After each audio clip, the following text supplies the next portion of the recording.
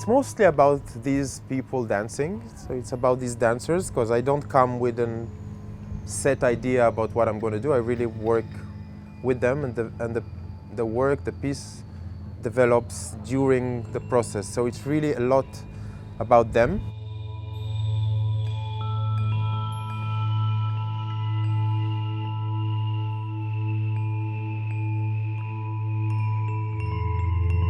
Utopia hija kollaborazzjoni bejn il-koreografu Iżraeljan Emanuel Gat u ż-żeffiena ta' ż-FinMalta. F'din il-produzzjoni nsegwu għaxar individwi huma jiskopru x'jażilhom minn xulxin u x'jaqgħadhom flimkien.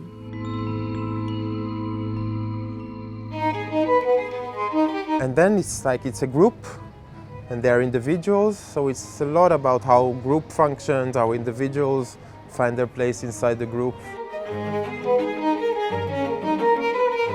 Mainly the dancers, they are the material and they are the main artists with whom I work when I make the piece.